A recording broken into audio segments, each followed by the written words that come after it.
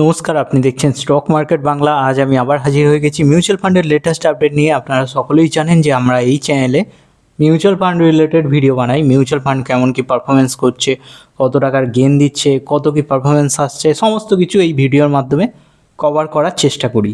এরকম ভিডিও দেখতে যদি আপনারা আগ্রহী তাহলে অবশ্যই চ্যানেলটিকে সাবস্ক্রাইব করে একটু সাপোর্ট করবেন। আর ভিডিওটি ভালো লাগলে অবশ্যই লাইক, শেয়ার, সাবস্ক্রাইব করতে ভুলবেন না। চলুন সরাসরি ভিডিও শুরু করা যাক। আজকে হলো 30শে জুন, মঙ্গলবার। আজকেই মাস শেষ, কালকে কিন্তু জুলাই মাসের শুরু। আর বিশেষত আজকে কিন্তু এনএফটির উইকলি এক্সপায়ারি ছিল। আজকে মঙ্গলবার যেহেতু এনএফটির উইকলি এক্সপায়ারি ছিল, যার জন্য মার্কেটে কিন্তু খুব বাজেভাবে একটা চাপ দেখা গেছে, সেলিংয়ের প্রেসার দেখা গেছে। এটা বলতে পারো রাউন্ড আপে ছিল মার্কেট।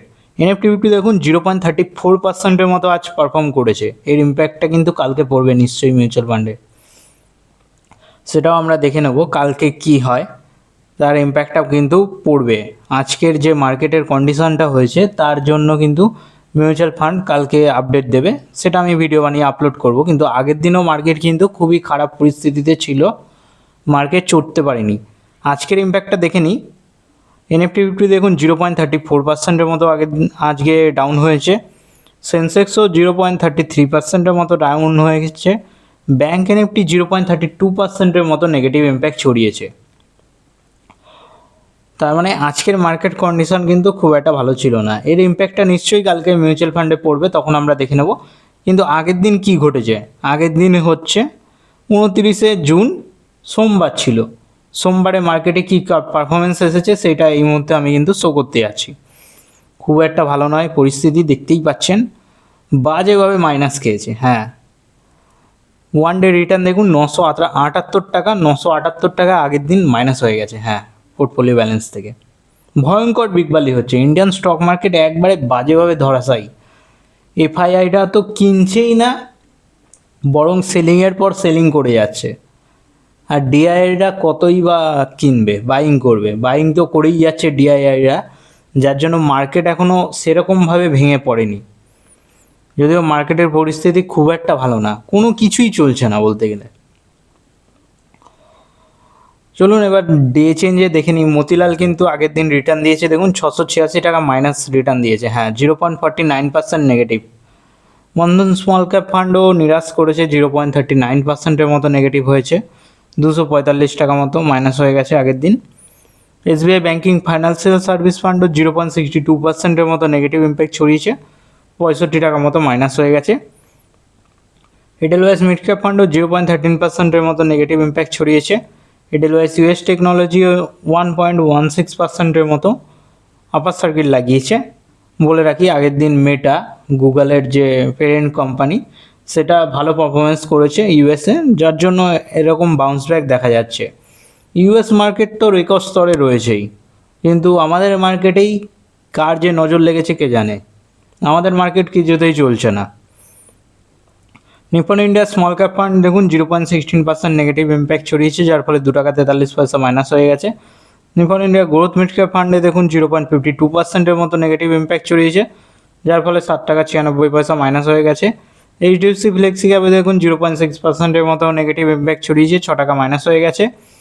পারাক ফ্লেক্সি ক্যাপে দেখুন 0.37%-এর মতো চড়ে বন্ধ হয়েছে, যার ফলে 3 টাকা 75 পয়সা প্রফিট এসেছে। এডেলওয়াইস গোল্ড অ্যান্ড সিলভার হালকা খারিদারি হয়েছে গোল্ড অ্যান্ড সিলভারে, যার ফলে 0.47%-এর মতো পজিটিভিটি দেখিয়েছে। অন্যদিকে ডিএসপি মাল্টি অ্যাসেট অ্যালোকেশন ফান্ডও 0.13% নেগেটিভ ইম্প্যাক্ট ছড়িয়েছে।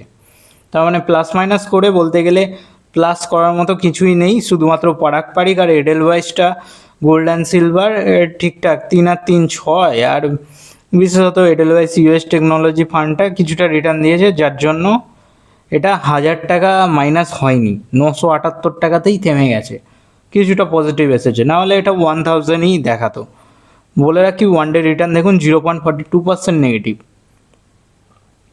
কী আর বলবো, পরিস্থিতি খুবই খারাপ। এবার আমি বলে দিই কত কি ইনভেস্টমেন্ট আছে। আপনারা সকলেই জানেন, যদি আমরা আমাদের ডেলি ভিউয়ার হন তাহলে আপনারা সকলেই জানবেন মতিলালে সব থেকে বেশি ইনভেস্টমেন্ট আছে। আর দুর্ভাগ্যের বিষয় হলো মতিলালই সব থেকে খারাপ রিটার্ন দিয়েছে। 1,46,078 টাকা ইনভেস্টেড আছে, যার কারেন্ট ভ্যালু 1,38,660 টাকা হয়ে রয়েছে। বন্ধন স্মল ক্যাপ ফান্ডে দেখুন 55,678 ইনভেস্টেড আছে, যার কারেন্ট ভ্যালু 62,368 হয়ে রয়েছে। SBI ব্যাঙ্কিং ফাইন্যান্সিয়াল সার্ভিস ফান্ডে 10,000 মতো ইনভেস্টেড আছে, যার কারেন্ট ভ্যালু 10,427 টাকা শো হচ্ছে। এডেলওয়াইস মিড ক্যাপ ফান্ডে দেখুন 10,000 টাকা মতো ইনভেস্টেড আছে, যার কারেন্ট ভ্যালু 10,355 শো হচ্ছে।